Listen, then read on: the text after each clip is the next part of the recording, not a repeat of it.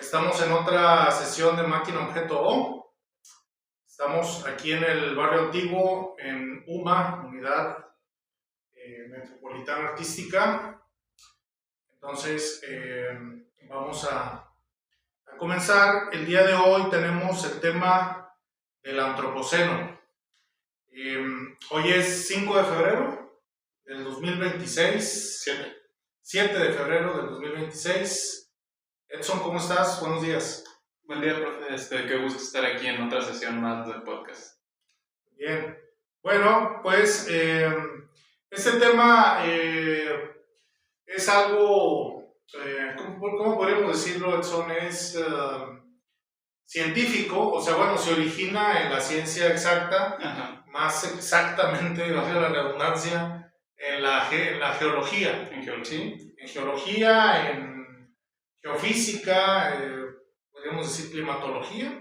Entonces, bueno, son las ciencias exactas que empiezan a sacar este tema, ¿sí? Lo empiezan a configurar cuando se dan cuenta de que existe una cierta deficiencia explicativa dentro de la historia de la Tierra, ¿no? Entonces, bueno, se había venido hablando de Holoceno para mencionar esta última etapa geológica en la cual vivimos. Pero un científico comienza a hablar de Antropoceno. ¿Sí? Bueno, voy a hacer una introducción aquí al tema. El término Antropoceno es acuñado en la geología por Paul Crutzen y Eugene Stolberg en el año 2000. Se trata antes que nada de datar la presencia humana en el planeta y su huella física en el entorno natural. Desde entonces, el debate sobre si debe existir un tiempo geológico humano no ha terminado y continúa con la aportación de evidencias. Sin embargo, el impacto de la categoría Antropoceno ha calado hondo en la reflexión sobre la cultura. Bruno Latour, bueno, tú sabes, es este filósofo francés, plantea la oposición entre naturaleza y cultura cuando nos invita a realizar agenciamientos o bien conexiones en las cuales dichos límites entre naturaleza y cultura se borran, hablando así de un mismo destino. O sea, ya no cabe tanto hablar de distinción entre esto es natural y esto es cultural, sino que ya hablamos de una unión, un ensamblaje de ambos, ¿no? Bueno, algunos datos sobre el recorrido del término. Bueno, el sacerdote italiano Antonio Stoppani había utilizado ya en 1873 el término antropozoico. Ya ves que dice mozoico, mesozoico, etcétera, etcétera. Vladimir Bernardinsky formula la expresión humanidad como fuerza geológica significativa en 1913. ¿Sí? Entonces también ese término es muy interesante. Y A.P. Pavlov acuñó el término era antropogénica. ¿Sí? Ernst Fischer en Alemania y Robert Sherwood acuñan casi al mismo tiempo, o sea, en 1922, en publicaciones literarias diferentes, el término el hombre como agente o factor geológico. Entonces también ese es otro término que interviene aquí, ¿verdad? Que tiene impacto, ¿verdad?, en esto que llamamos ahora antropoceno, ¿no? Pues bien, entonces ese es un breve recorrido acerca de cómo se ha venido desarrollando el concepto, ¿cierto? En 1986, Hubert Martel publicó el término antropozoico, aunque sin darse cuenta de las complicaciones que el término tenía. Todos estos esfuerzos, dice Helmut Trischler, en su momento dieron cuenta de una conciencia sobre la relevancia de la actividad humana como elemento central que transforma el planeta. Pero no tomaron en cuenta el problema que plantea su precisión temporal geológica. Esto porque, bueno, ¿cómo datarlo o cómo hacer algo así exacto? Después de todo, el hombre todavía está aquí, ¿verdad? O sea, todavía estamos pisando el planeta. Entonces es muy difícil, ¿verdad?, para ellos o para algunos decir, te empieza exactamente aquí y termina acá, ¿verdad? Entonces no hay una datación así completamente científica. Un hito importante en la formación del concepto científico de antropoceno es a mediados del siglo pasado, cuando el historiador Christian Pfister señala el síndrome de la década de los 50. Ello consiste en la rápida subida de consumo de energía, motorización e innovación tecnológica. Sí, la gran aceleración. La gran aceleración. Precisamente estábamos platicando hace un momento Edson y yo con nuestra amiga Diana Hernández, quien nos facilita este espacio aquí en el barrio antiguo, en la calle Abasolo, del barrio antiguo de Monterrey. Estábamos platicando con ella de eso, ¿verdad? De bueno, cómo en los años 50, o sea, posteriores a la Segunda Guerra Mundial, se aceleró este proceso de urbanización. O sea, ya estaba desde el siglo XIX, pero se aceleró muchísimo con esta vida, ¿verdad?, que se ofrece a los obreros dentro de la ciudad, ¿no? Tener un departamento moderno, tener un automóvil, plazas comerciales, etcétera, etcétera. Sí, sus servicios. Entonces, es esta motorización y esta subida de la energía, ¿sí? O sea, por ejemplo, eso de los malls, ¿verdad? O galerías, etcétera, etcétera, pues gastan muchísima energía, ¿sí? Edson. Justamente como mencionaba, profesor, uno de los puntos más críticos o de los que más, pues sí, críticas al concepto del antropoceno es justamente esta cuestión de, bueno, en dónde vamos a oficializar y dónde vamos a marcar que comienza esta era del antropoceno. Porque por lo menos las tres posturas más famosas son, primero, aquella que data, si no mal recuerdo, de hace 11.000 años aproximadamente, que dice, en el momento en que los seres humanos comenzaron de pasar a usar herramientas hechas de madera y de piedra, ahora sí que a la edad de bronce, a la edad de hierro y todo eso, que justamente por la actividad que generaba esa, pues no era industria, pero ese uso de la metalurgia, pues ya empezaban a generar ciertos cambios en el planeta. Por ejemplo, mencionaban justamente que la emisión de gases en aquel entonces parecía haberse disparado con respecto a los cientos y miles de años anteriores, simplemente por el uso ya de esas tecnologías. Después, el siguiente punto en el que se suele situar y que muchos mencionan es como más evidente, es una vez que comienza el proceso de la revolución industrial con la máquina de vapor.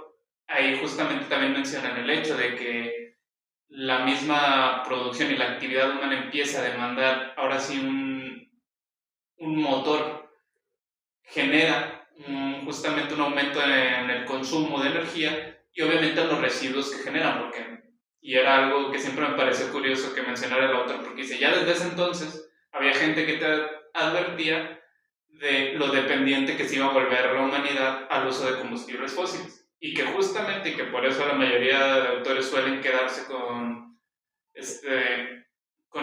la década de los 50 como el verdadero inicio, con esa generación de la gran aceleración, esta idea de que el ser humano se ha vuelto en su actividad tan demandante de energía, tan demandante de recursos para sus producciones, que se ha justamente hecho, si se quiere, una especie de pico, una especie de alza, en el que la producción de gases pesados, de químicos y de bioingeniería, etc. Todas estas, puede llamarse revoluciones si se quiere, o puede llamarse simplemente pues, potencialización del proceso de desarrollo humano, ha generado ya cambios en el planeta que, de nuevo, desde hace ya tiempo mencionaban el hecho de que el ser humano ha dejado una huella más grande en tan poco tiempo, a diferencia del resto de miles de años que lleva en el planeta. Así es. Bueno, fíjate que en la filosofía sí hay una cierta curiosidad, digamos así, o un cierto asombro sobre el paso humano sobre la naturaleza, ¿sí? Pero son a veces descripciones muy rápidas, muy vagas, casi siempre sirven de marco para otra cosa, ¿no? Sí. No recuerdo yo ahorita una específicamente, pero sí, por ejemplo, bueno, de cómo han crecido las ciudades o los ríos que se llenan de barcos o los puertos, etcétera, etcétera, ¿no? Hay una serie de descripciones del paso del hombre, del humano, en la naturaleza, ¿no? Como, vamos a decirlo así, en el planeta, ¿no? Así es. Pero básicamente esta conciencia ya configurada como una conciencia planetaria, como algo que ya recibe un nombre, se conceptualiza, pues es relativamente reciente, ¿sí? Hay una condena, por ejemplo, una señalamiento acerca de la industrialización y la tecnología en el siglo XIX con la revolución industrial, a inicios del siglo XIX. Cómo se transforman los paisajes, dicen, por las máquinas de vapor, los ferrocarriles, ¿no? Los puentes, son grandes obras de ingeniería. Por ejemplo, bueno, los puentes de metal, ¿verdad? Empiezan a surgir en Inglaterra y luego en Estados Unidos, en Francia, en Alemania, hasta llegar al puente de Brooklyn allá en Estados Unidos, ¿verdad? Este coloso de hierro, ¿verdad? Y que son, al fin y al cabo, también diferentes. O sea, bueno, se nota mucho también la marcada diferencia que tenían, por ejemplo, con los puentes antiguos de hace medievales, de piedra, época romana, que eran de piedra y que conectaban tramos cortos al fin y al cabo. Sí, y ahora sí. son tramos kilométricos. Son colosales, ¿verdad? Entonces, bueno, ahí empieza esta transformación. Bueno, ¿qué más tendríamos como datos? Bueno, ¿qué es el antropoceno? Bueno, también hay que decir que es importante la datación, o sea, la manera en que se mide su inicio. A mediados del siglo XX tenemos un incremento en las concentraciones de dióxido de carbono en la atmósfera, lo que estabas diciendo ahorita, ¿no? Con la aceleración. Cambio simple pero significativo, dice Tischler, que es este autor que estamos citando aquí, en este importante artículo que tiene, que denota un salto respecto a la era preindustrial. Algunas conclusiones sobre el antropoceno establecen que este es claramente diferente al Holoceno, última etapa geológica reconocida y que, bueno, se dice para muchos todavía es la última etapa geológica, es la que estamos viviendo, el Holoceno, ¿sí? Existen resistencias, dice Tischler, de varios científicos de nombrar como antropoceno a una etapa geológica, puesto que somos nosotros mismos quienes nos estamos haciendo un homenaje al azar. Entonces, nosotros somos los creadores de eso que se llama impacto en el planeta y nosotros mismos le ponemos nombre, ¿no? Entonces, dice Tischler, pues es como un auto-homenaje que la especie humana se está haciendo a sí misma, ¿no? Entonces son resistencias o complicaciones ahí. Ahora, para Tischler, este concepto nos ayuda a superar las dicotomías naturaleza-cultura o bien naturaleza-humana. Que en la filosofía, pues este es un tema bien clásico, ¿verdad? Desde los estoicos, desde incluso más atrás, Aristóteles, pues ya se habla de la diferenciación con el animal, la diferenciación con la naturaleza. Entonces, esto es un punto de reflexión muy visitado, ¿verdad? Muy debatido, ¿sí? Sí. Hasta dónde empieza la naturaleza, dónde acaba la cultura o viceversa. Sí, pues el propio Sócrates que tiene ese, digamos, enfoque opuesto al que tienen justamente los presocráticos, es decir, vamos a explicar la naturaleza, pues Aristóteles dice, no, vamos a explicar al ser humano. La naturaleza es cosa aparte, hay que centrarnos en el ser humano. Exactamente, ¿verdad? En el animal político. Así es. Entonces, bueno, este concepto de antropoceno borraría esas fronteras, dice Tischler, ¿no? Porque, bueno, ya no somos solo los humanos y el mundo, sino que somos con el mundo, o bien con el planeta, ¿sí? De tal manera que esto tiene consecuencias epistémicas, como por ejemplo desechar la distinción sujeto-objeto, puesto que somos ya naturaleza y humanidad en un objeto unificado, ¿sí? Entonces, pues esto también puede sonar mucho al panteísmo, o puede sonar mucho incluso a Spinoza, sí. ¿Sí? Con su Dios es naturaleza, ¿no? Entonces, no habría una distinción ontológica, digámoslo así, entre la piedra, el árbol y el ser humano. O sea, somos parte de una misma sustancia, ¿sí? Entonces, toma un viso interesante filosófico la cuestión del antropoceno, ¿sí? No solamente técnica, ¿verdad? de cuestión geológica o geofísica o del clima, ¿no? Ahora, citando a Bruno Latour, Trischler pone en relevancia las palabras de este último respecto al antropoceno. Somos el mismo destino y tenemos que comprender este punto hasta llevarlo lo más lejos posible. Ello implica olvidar la vieja distinción sujeto-objeto, otra vez, ¿no? Entonces, el ser humano tiene que comprender, según lo que dice ahí Bruno Latour, que estamos en el mismo barco que este planeta. Así es. ¿Sí? O sea, somos los mismos. O sea, el árbol es mi compañero, por decirlo así, o la ballena, o el mono, o el río, ¿sí? Somos parte del mismo barco. Somos más bien, son con quienes convivimos. Son quienes convivimos, somos ellos, en cierta manera, según lo que está tratando de decir ahí Bruno Latour. Entonces, esto, ¿verdad?, pues busca ser un punto de inflexión para pensar de otra manera, ¿no? Justamente una de las cosas que más menciona el autor es cómo este concepto del antropoceno resulta tan poderoso conceptualmente hablando, porque ya no solo implica las redefiniciones, como aquí el autor menciona, es el mero hecho de que, ok, de manera estructural, conceptualmente y epistémicamente, nosológicamente, si se quiere también, vamos a tener que volver a replantear estas cuestiones, porque me parece interesante cómo lo definió, que decía, al fin y al cabo muestra que somos de una misma forma, y uno puede decir, bueno, pero si nosotros somos humanos y ellos son animales, son plantas, etc., bueno, sí, pero los seres humanos también son animales. Si a eso nos vamos, los seres humanos son mamíferos. Dentro de los mamíferos, pues todavía hay más animales, y si nos queremos todavía relacionar más con otras especies animales, o con otras especies de plantas, de hongos, etc., bueno, todos somos seres vivos al fin y al cabo. Y luego aquí en el antropoceno todavía hace el hincapié en algo más grande. Independientemente incluso con los seres que no están vivos como la piedra, todos estamos en el planeta y todos lo habitamos de cierta forma. Todos estamos en él, al menos ontológicamente, somos entes del planeta. Exacto. Aquí, por ejemplo, hay un autor japonés, ¿verdad?, que es marxista, creo que se apellida Saito, que habla del papel del capitalismo en el antropoceno. Sí. Entonces, ahí es muy importante el capitalismo, porque dice él que la lógica del capitalismo pues, es el extractivismo. O sea, sacar materias naturales, explotarlas, tierras raras, petróleo, todo. ¿Sí?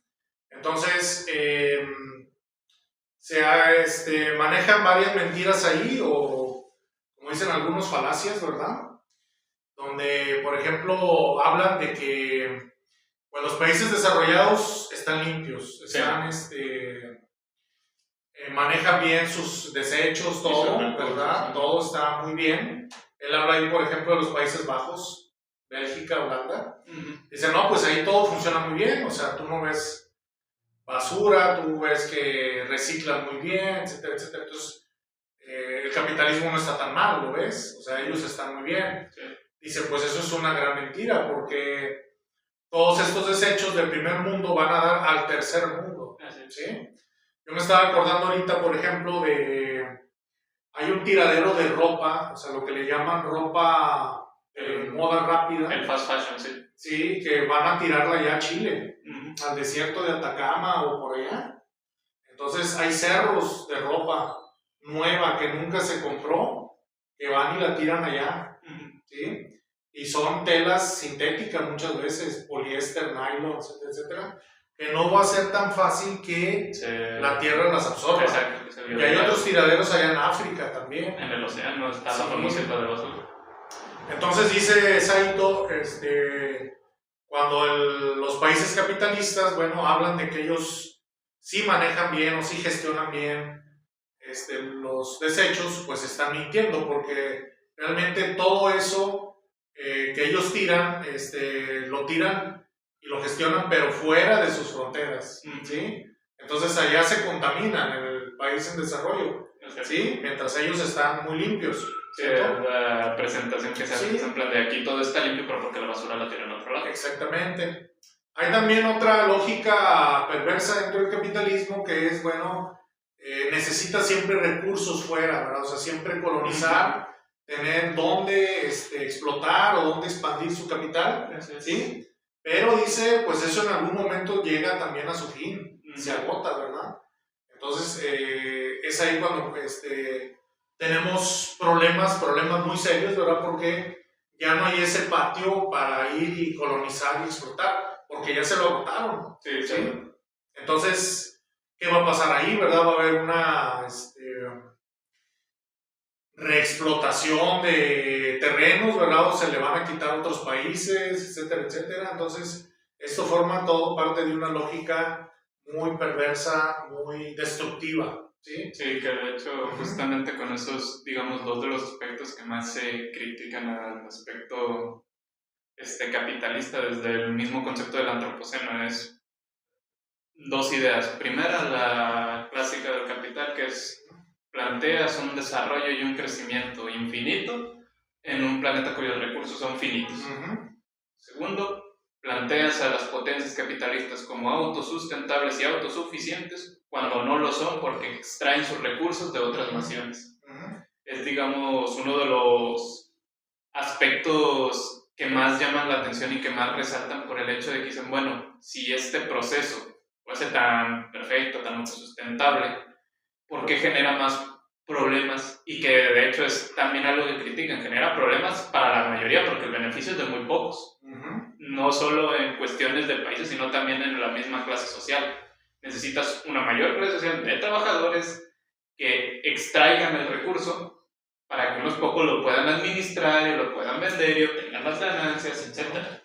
Por ejemplo, una noticia que vi hace poco y me llamó mucho la atención es que, por ejemplo, en las minas de África, es muy común obviamente que los trabajadores pues no tengan justamente derechos laborales apenas y que trabajen en condiciones muy peligrosas. Bueno, vi un video una vez en el que no entendía bien qué pasaba, o sea, porque simplemente veías a gente y de repente veías como un hoyo del tamaño de una pelota de básquetbol y todos estaban viendo y decían algo, pero el idioma no te daba a entender bien qué decían porque también no se escuchaba bien el sonido.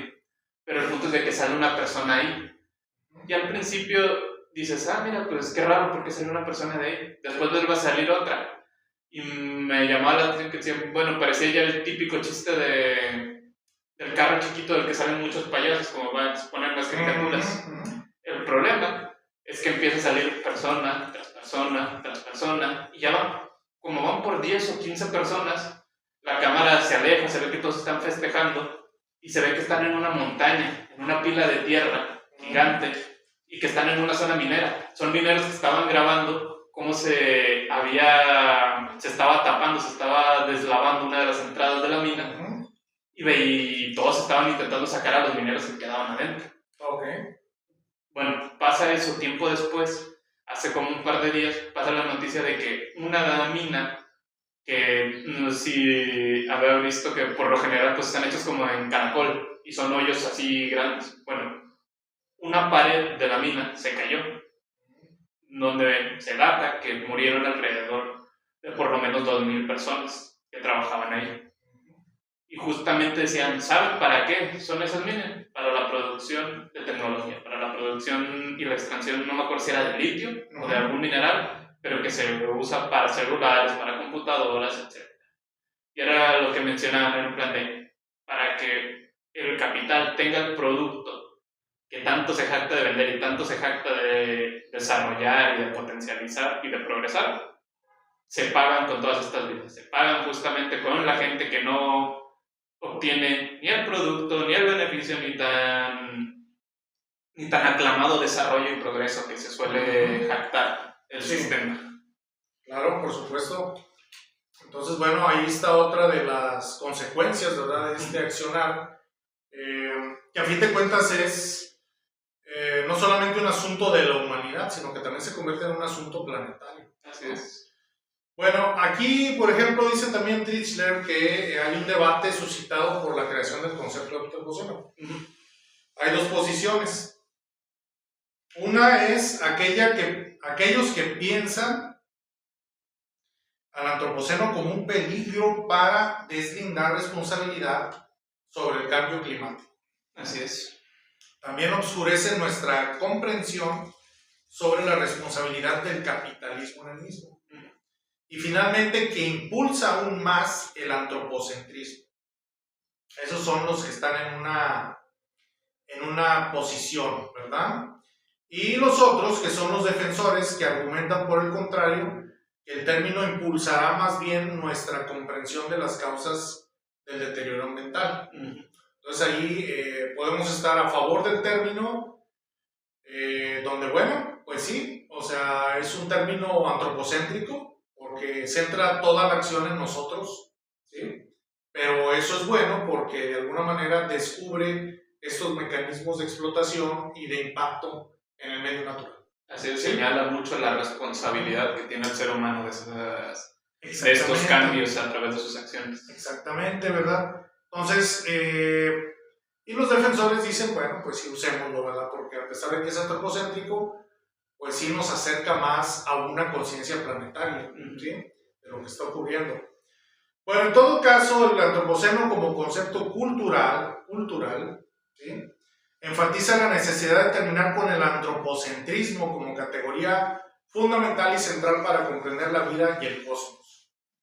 Entonces, esto es bastante interesante, Edson, porque en la filosofía occidental, tú sabes que en los últimos 2 siglos, 19 y 20, el 21, pues se ha impulsado la reflexión antropológica, la antropología filosófica, ¿no? Que estudia, ¿verdad?, el ser humano, reflexionando sobre los avances científicos sobre la explicación del mismo ser humano, ¿sí? Pero no se ha quitado ese peso, ¿verdad?, esa característica de ser una explicación que centra todo en el ser humano. O sea, el ser humano sigue siendo el rey de la naturaleza y de este cosmos, podríamos decir, ¿no? O sea, nuestra conciencia, nuestra inteligencia son lo mejor que hay dentro de esto que llamamos cosmos o universo, ¿sí? Muchos son los científicos, incluso también filósofos, ¿verdad?, que no están de acuerdo con esa visión, ¿sí? O sea, la inteligencia, la conciencia es algo que se nos dio, o a lo cual llegamos gracias a la evolución, pero igual puede ser insignificante o puede ser algo pasajero, ¿sí? No lo sabemos, ¿de acuerdo?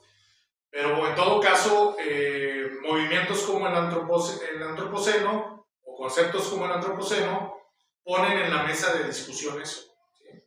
O sea, ¿cuál es nuestro papel como especie dentro de esto que llamamos cosmos o creación, ¿sí? Si estamos llamados a llegar a una fase superior, ¿no? Estamos llamados a ser nada más una especie que pasa y ya, ¿sí? Como los dinosaurios o las distintas especies de dinosaurios. Y nos va a suplantar, nos va a reemplazar una especie mucho mejor. No lo sabemos, ¿cierto? Pero el caso es que, bueno, el antropoceno nos ayuda a reflexionar sobre esos puntos de vista, ¿no? Y sobre todo tomar conciencia de que debemos ser más responsables con el planeta, ¿sí? Con el poder de nuestros cambios o el impacto de nuestras acciones, ¿sí? Bueno, otros puntos de vista, urgen a desarrollar el antropoceno como concepto cultural y observar desde este punto de vista los esfuerzos ecologistas, feministas y económicos. Entonces ahí, bueno, pasemos de una cultura de la tecnología, del extractivismo, de la explotación, de la opresión, a otra cultura que favorezca más la ecología, que favorezca más la igualdad, ¿sí? Entonces, hoy hay muchos movimientos denominados conservadores o de ultraderecha que precisamente condenan este tipo de posturas, ¿no? Así es. Dicen, no, o sea, no tiene por qué haber cambios, o sea, vamos bien, no pasa nada, estamos bien como estamos, o estamos bien en este camino, ¿sí? O son perdidos necesarios, son mejor necesarios. Sí, o lo dijo tal o cual Dios, ¿verdad? O tal o cual religión, entonces no tenemos por qué cambiar las cosas. Entonces, bueno, para eso está la ciencia, ¿verdad? O sea, aporta pruebas, aporta evidencias de que esa visión debe ser desplazada, ¿sí? Porque nos ha conducido o o nos está conduciendo al desastre, básicamente, ¿no? Entonces, hay mucha gente que se resiste todavía a eso, que no creen evidencias ante el cambio climático, ¿no? Ante los brotes de violencia. Entonces, es algo que debemos reflexionar ampliamente, ¿no? Así es. Bruno Latour va a enfatizar que el antropoceno es el concepto más potente desde la creación de la modernidad, para poder llevar a cabo transformaciones que tomen a la naturaleza en todas nuestras reflexiones y narrativas, ¿sí? Lo que decíamos hace un momento, o sea, no se trata nada más de antropoceno como defendernos del cambio climático, las especies animales, sino que incluye nuestra forma de pensar, Así es. ¿sí? Pensarnos con la naturaleza. Justamente, buscando también información para el tema, yo encontré que hay una página llamada El Correo de la UNESCO que trata un poco de esta cuestión. A mí lo que me llama la atención es una sección que justamente habla de esta cuestión del antropoceno y la plantea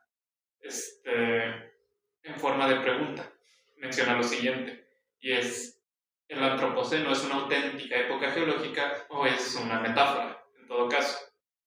Porque justamente, digamos, una de las cuestiones que más se le critica es el hecho de que pareciera querer utilizar términos de geología o de ciencias naturales para hablar de otro tipo de cuestiones que se alejan de ello. Sin embargo, la mayoría de autores que no solo defienden el antropoceno, sino que lo destacan como un concepto, mencionan que va más allá de una mera metáfora, que va más allá simplemente de una manera de denominar esta cuestión.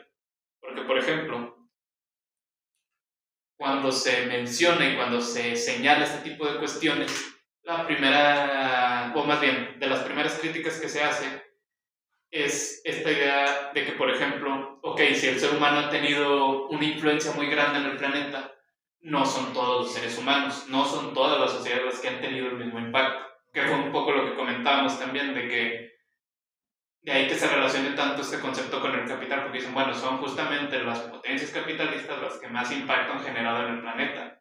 No, contrario a lo que se cree, no son justamente las naciones de donde se extraen los recursos las que han generado el impacto. Por ejemplo, aquí mencionaban de que si en todo caso esta cuestión de hablar del antropos, es decir, del ser humano, este término griego que refería no solo a cuestión de si es un varón o es una mujer, sino que es en general, es el antropos, es el animal político. Aquí mencionan, bueno, quizá el término puede englobar algo de manera negativa, en el sentido de que en todo caso, este tipo de influencia se ha sido más marcada por los hombres occidentales, de una determinada sociedad, de una determinada clase, etc. Y que, por ende, este concepto pues cabría más señalarse como una especie de occidentaloceno, una especie de capitaloceno. Ahora bien, una de las cuestiones que a mí más me llamaron la atención y que es de los que abogan que el término se llame así, es en plan de, lejos de ocultar el concepto de, digamos así, de como querer repartir culpas, al contrario, te ayuda a señalarlo y a ser muy claro, porque es en plan de, se denomina antropoceno porque justamente señala a los seres humanos que bajo cierto esquema político, bajo cierto esquema social y con ciertas acciones que han llevado a cabo a lo largo del tiempo en distintos lugares del mundo, pero que puedes señalar de manera específica, puedes justamente apuntar al problema y lo puedes reconocer, que es, digamos, una de los aspectos o cuestiones que más poder y más peso le dan a este concepto del antropoceno, el hecho de decir, lo puedes reconocer, no es una cuestión abstracta. Ahora sí que no podemos echar la culpa al cambio climático a los dioses o al infortunio o al destino. No. Ahora sí que tiene nombre, apellido, rango social y puesto de trabajo prácticamente. Es decir, quiénes son los que más han influido justamente en este cambio, qué sociedades han sido, qué esquemas han tenido. Da mucho juego a analizar cuáles han sido, por ejemplo, los patrones que han llevado a cabo ciertas sociedades y ciertos grupos para que se produzca este determinado cambio, para que se produzca este determinado impacto. Y que por ende, al reconocerlo, se puede entonces uno hacer a la idea para plantear una nueva forma de actuar, para plantear ciertas medidas. Una manera, si se quiere, de que durante este periodo del Antropoceno cambiar las dinámicas. Por ejemplo, en el texto que leíamos justamente, en la parte final, llegan a hablar de cómo hay ciertos autores que mencionan incluso la idea de poder llegar a un buen antropoceno, a un grandioso antropoceno, decían algunos. Muy bien. Y hablando precisamente de formas de pensar, por último voy a citar aquí o hablar de Jürgen Rem. Tiene un texto así, que es un ladrillo, así grandote, que dice precisamente eso, Edson, que hay que cambiar esa dinámica del conocimiento técnico competitivo. O sea, estar en una carrera tecnológica, sobre todo que ahora se expresa en el armamentismo, o sea, armas más destructivas, más potentes, más inteligentes. ¿A dónde nos lleva eso? Entonces, bueno, dice Jürgen Rem, tenemos que cambiar esa visión, cambiarla por una visión de la ciencia cooperativa, que la ciencia sea también, e integre el humanismo, ¿no? Que se integre el conocimiento científico con el humanismo para que sea realmente un conocimiento integral, no nada más una carrera en una cierta dirección tecnológica o súper especializada en ciertas tecnologías, en este caso armamentísticas, ¿no? O de otro tipo. Entonces, yo cerraría con eso, Edson, para despedirnos de nuestros escuchas. Entonces, muchísimas gracias por habernos acompañado hoy. Edson, ¿con qué te despides? Muchas gracias de nuevo a la gente que nos escucha y también pues les invitamos a que reflexionen sobre este concepto, sobre todo lo que implica plantear el antropoceno desde distintas perspectivas, no nada más en una sola corriente o en un solo campo de estudio. Exacto. Bueno, y también agradecer a Prometheus AC por el apoyo en la producción. Agradecer también aquí a Diana Hernández y su espacio. Y nos vemos en la próxima sesión, amigos. Hasta luego. Hasta luego.